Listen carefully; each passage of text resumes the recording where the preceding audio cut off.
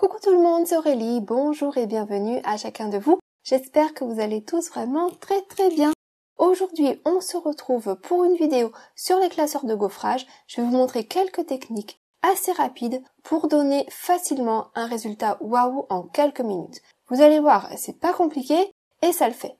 Alors ça vous tente? Alors asseyez-vous, détendez-vous, abonnez-vous et c'est parti! Donc vous allez fouiller dans vos classeurs de gaufrage, chercher ceux qui vous plaisent, préparez tout ça et on va se lancer. Alors la première chose que l'on peut faire, c'est mettre des accents de couleur sur vos fonds.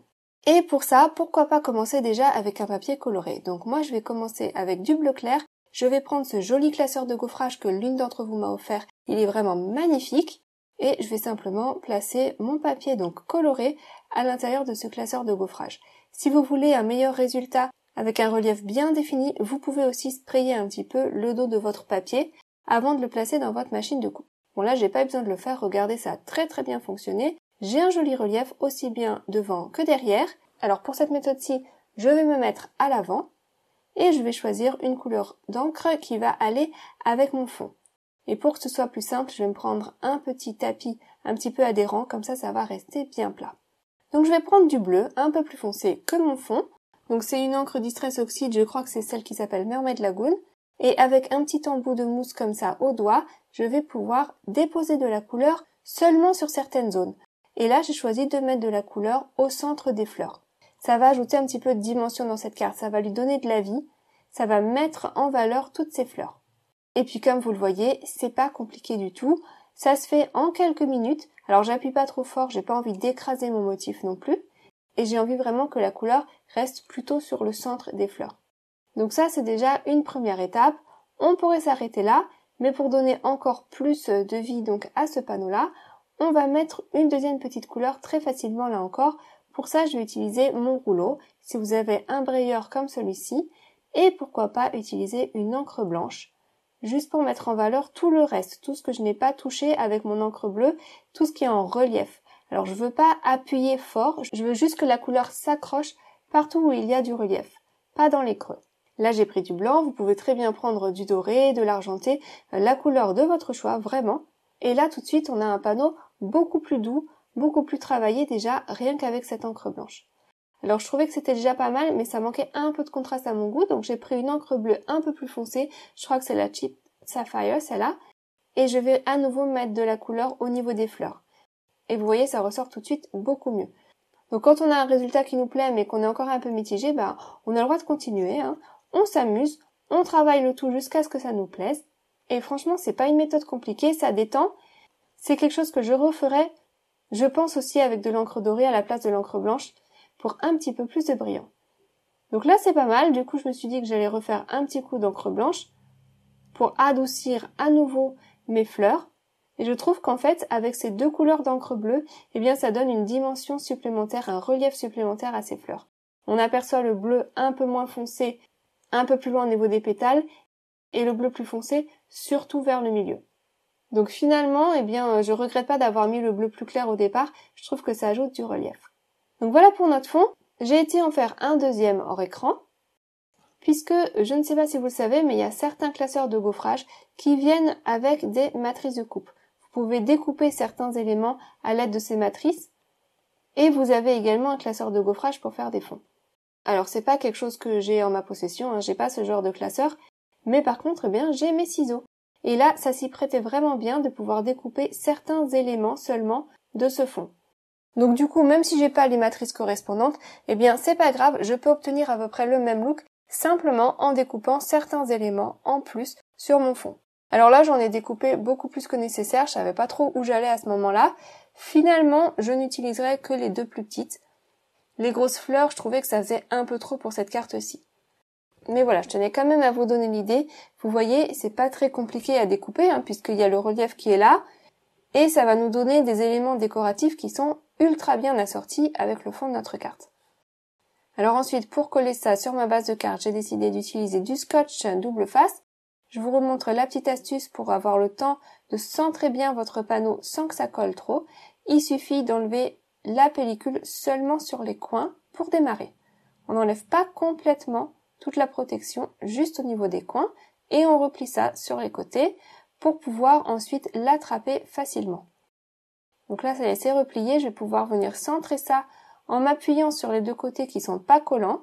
Vous voyez? Et puis une fois que c'est bon, que c'est bien centré, je vais pouvoir venir appuyer sur les deux autres coins et enlever les pellicules. Et là, hop là, c'est bien centré, c'est bon. Parce qu'avec le scotch double face, ça pardonne pas, on peut pas s'y reprendre à deux fois. Ensuite, pour la petite salutation, j'ai utilisé le mot coucou, donc de ma boutique, et j'ai découpé le contour dans du bleu foncé et le mot en lui-même dans du papier blanc. D'habitude, j'aime bien utiliser du noir pour mes petites salutations, mais je trouvais que là, le contraste avec le bleu plus foncé était plus doux. Donc comme je vous le disais, je n'ai utilisé que deux des fleurs découpées, et je les ai collées avec un peu de mousse au dos, vous voyez, pour plus de relief. J'ai collé ça à côté du mot coucou. J'ai également été préparer un autre petit mot que je vais coller sous le mot coucou, toujours dans le même papier bleu foncé. Je vais également coller quelques petits sequins ci et là. Et puis voilà, ça y est, ma carte est terminée. Toute simple, hein, finalement. Une fois qu'on a un joli fond, on n'a pas besoin de rajouter grand chose. Mais voilà, je trouve que vraiment ça le fait et ça n'a pas pris si longtemps que ça à faire. Une autre technique avec vos classeurs de gaufrage qui va vous donner un effet waouh sans trop de travail, ça va être d'utiliser un grand tampon. Alors pour cet exemple-ci, j'ai pris un panneau vert, j'ai été passer ça donc hors écran dans ce classeur de gaufrage là.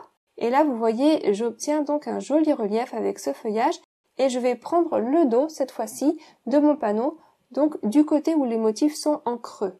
Et de ce côté-là, je vais faire un dégradé. Donc pour ça, j'ai pris une petite brosse et vous voyez ce que ça donne. La couleur se dépose tout autour des motifs, mais à l'intérieur du motif, je n'appuie pas avec ma brosse, j'essaie de ne pas mettre de couleur. Puisque comme c'est en creux, si je voulais vraiment mettre de la couleur à l'intérieur, il faudrait le vouloir. Mais si je fais attention à ne pas en mettre, eh bien du coup, les motifs n'ont pas de couleur, ça fait une variation de couleur donc dans les tons verts. Je vais faire un dégradé tout autour, et voilà. Et on ne va pas s'arrêter là. Maintenant, je vais prendre un grand tampon de fond. Donc j'ai choisi celui-ci, hein, c'est le tampon Avec toi de ma boutique. Et je vais tamponner ça avec de l'encre dorée. Et oui, c'est possible de tamponner même sur un motif embossé à froid, surtout si on se met à l'arrière, puisque l'arrière il est resté plat. Il a des creux, mais il n'a pas de relief, donc je vais pouvoir tamponner ça. Donc je déponce mon encre dorée partout sur le tampon et je viens simplement retourner le grand tampon par-dessus mon fond. Alors au niveau des motifs, hein, là où c'est en creux, le tampon ne va laisser aucune empreinte, d'accord? L'empreinte, elle va seulement se faire entre les motifs, partout où c'est plat en fait. Donc j'appuie bien, là voilà, ça me paraît pas mal comme ça. Je vais pouvoir retirer mon tampon, tada!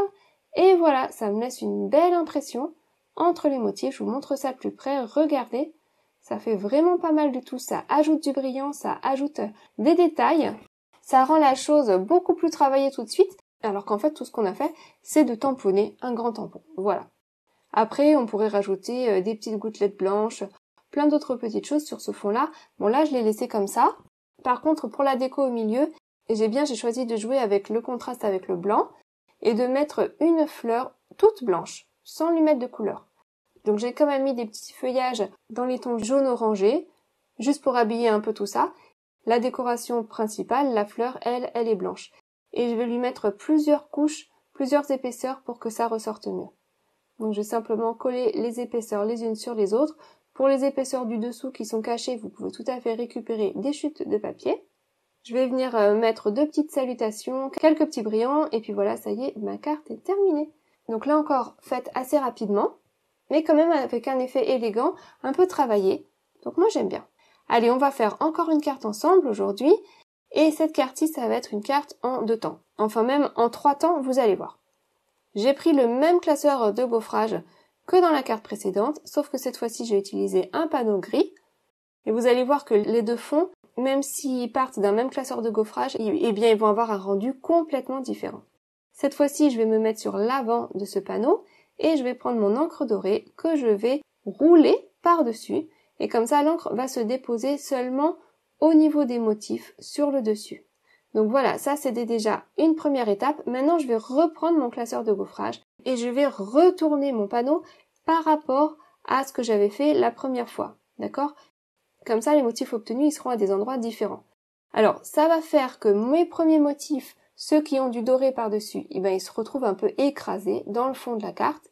Et j'ai également obtenu des motifs supplémentaires qui vont se retrouver donc en relief plutôt sur le devant. Et du coup, eh bien, je vais refaire la même chose avec mon rouleau, sauf qu'au lieu de prendre de l'encre dorée, pour qu'il y ait un meilleur contraste entre les deux couches, je prends une autre couleur. Et là, j'ai choisi d'utiliser 2 teintes de vert.